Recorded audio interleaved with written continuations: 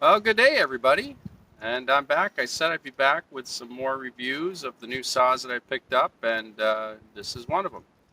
This would definitely be the biggest saw in the fleet.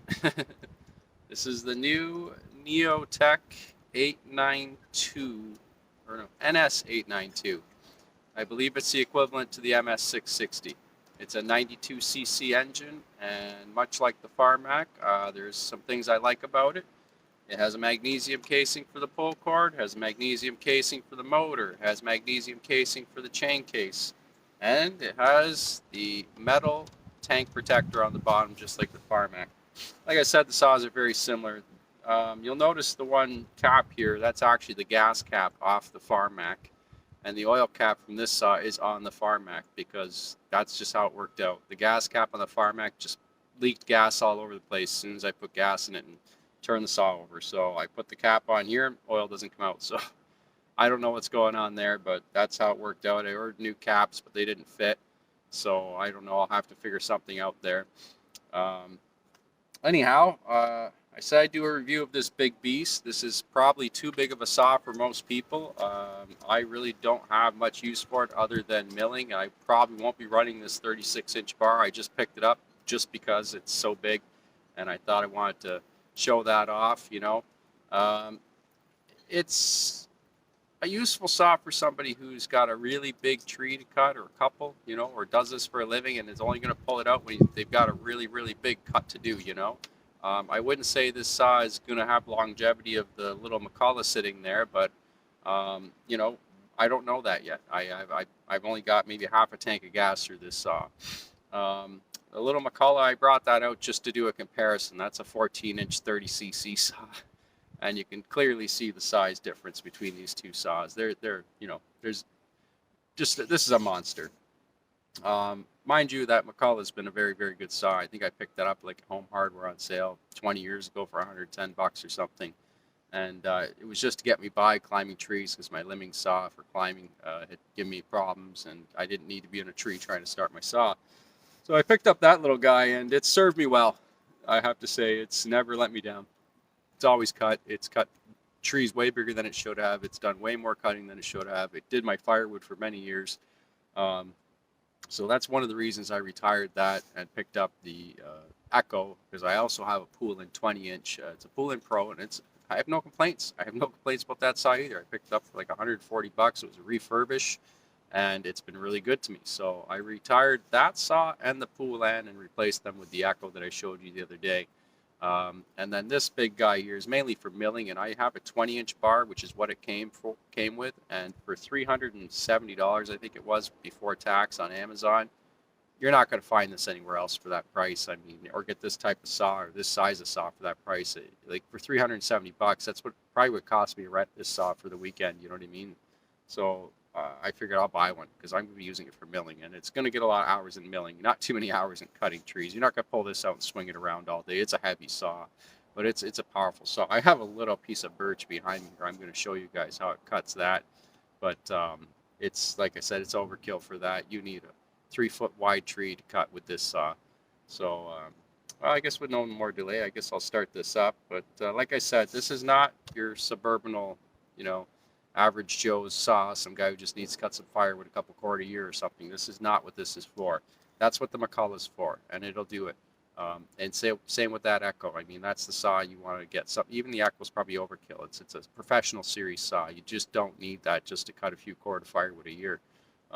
In my experience anyways, right? They all say, buy once, cry once, but with chainsaws, you can get into the thousands of dollars buying chainsaws, and unless you're cutting an enormous amount of wood, you really don't need to.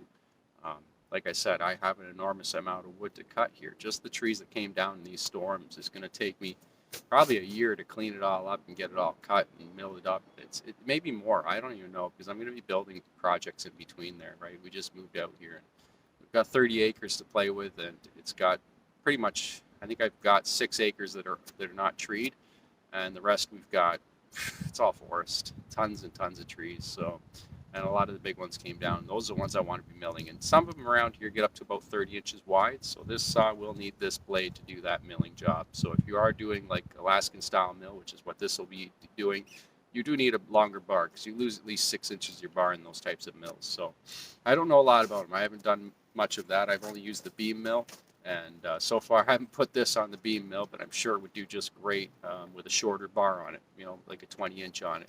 I was actually using the Farmac, and I even used the little McCullough on the beam mill just to see if it could do it, and it did it actually quite nice. I was impressed with that little McCullough on a beam mill. For a small beam, you know, it's not a very big saw, but it did the trick. So anyhow, let's fire this up, and we're going to cut this piece of birch behind us. And I'll put my little microphone in my pocket, and hopefully you can actually hear me. I don't know how that'll work out for me. And yes, I'm sitting on my gloves as always. And there's my safety glasses on my head. So this saw, unlike the Farmac, it came with a decompression valve, which is very handy, especially on a 92cc saw. I don't think you want to try and pull this over without the decompression valve. Oh, and I threw this little protector on here just to show you how big this saw is and how ridiculous that is. It's not really doing much. Let's get rid of that over there. Surprised they send it with this baby. So I press the decompression valve in. I did have it running, so I'm not going to pull the choke out all the way. I'm going to give it half choke, and let's see what happens.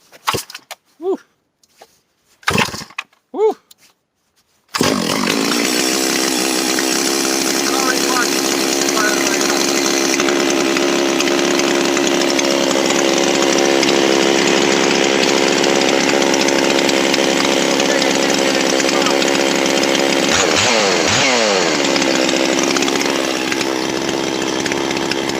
Remember what I said about these new saws. You want to put at least 3 to 5 tanks of gas through them before you start revving them really hard and running them hard. They're not broken in until then, and always let them warm up nice and warm. You don't want those metals expanding too fast in the cylinder and on the bottom bearing and stuff. That's why they warp and end up toast and seized up. So I'm just going to adjust this a bit so you guys can see this log a little better.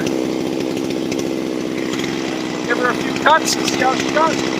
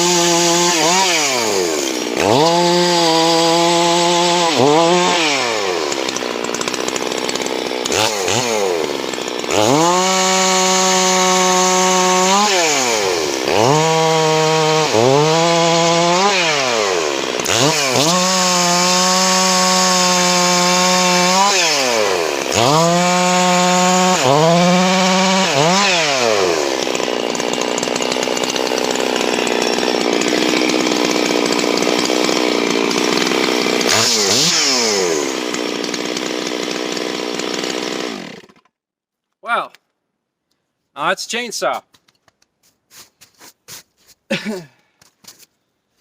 So like the other one, I can smell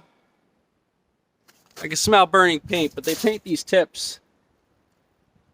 But it is hot, just like the Farmac. So I don't know what's going on with these Neo Tec and Farmac bar and chains, but they may not be the greatest. I've read some reviews of other people saying they're not that great.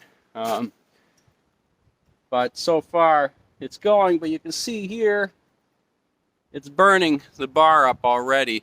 There's a little spot there. Paint's chipping off and the bar is really hot. So I don't know what's going on. I greased all my sprockets on the end. I have the greaser. I never fail to grease the sprockets. But hey, go buy a steel bar and chain, right? That's the way I see it when I purchased this saw. You know what? I promised my McCullough I'd give it a quick fire up too, guys. So let's give that little McCullough a quick fire up and give you an example of how the difference is between the two saws for cutting. You can see that little piece of birch I got left there. I'll give you a little turn. Let's give the little McCullough a run. and see the difference in time to go through that log. Same as all other saws. This McCullough's got a primer ball on it. Give her a pump or two. Choke full out. Throttle locked open. Kicks half choke.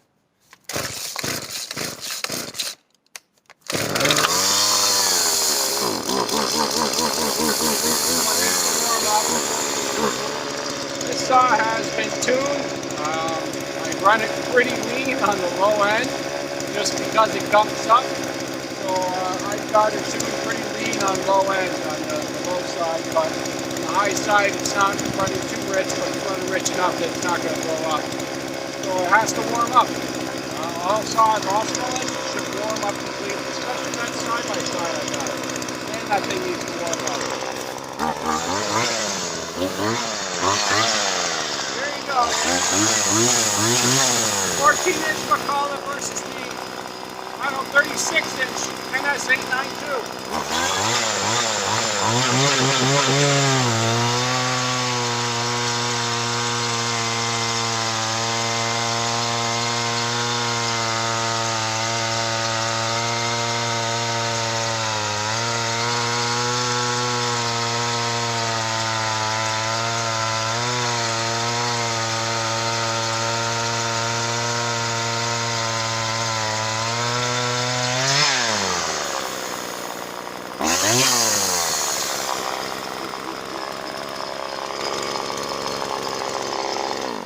Oh, that was cute, eh?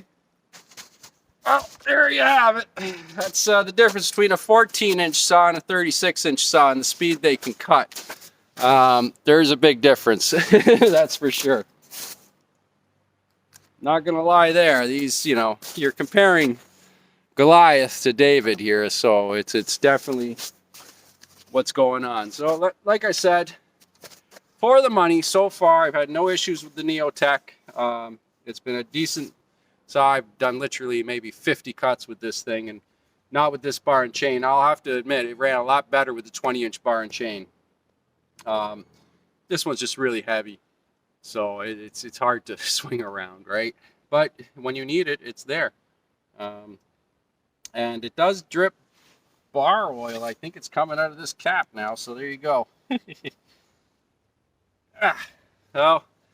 So far, the issue I found with the Neo Tec and the Farmac, something as stupid as the gas cap and oil cap are incorrect or have the wrong seals. They just don't fit.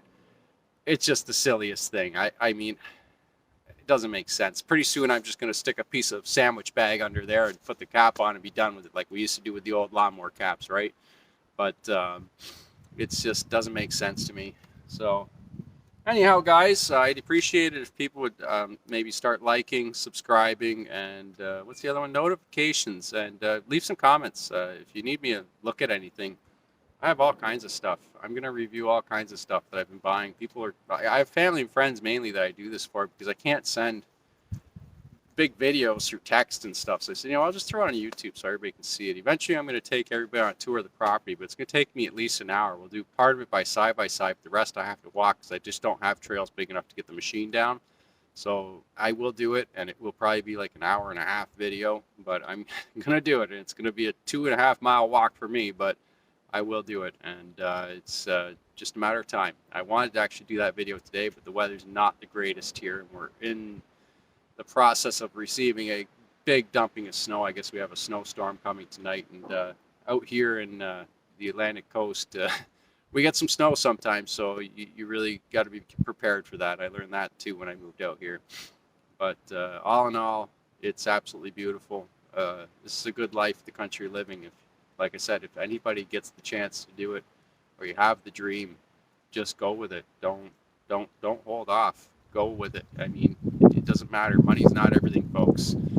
Good jobs in the city aren't everything. And you know, hey, that's what some people like. That's all. You know, I'm not holding against anybody. I'm just saying this is where I feel I belong, and my wife feels the same way. So that's why we're out here, and this is why I'm doing what I'm doing. And I'd like to just share with other folks how I do what I do out here. And I'm not perfect, as you see. I do all kinds of stupid things, so it should be fun to watch. Anyhow, everybody, I'm gonna have to take off now.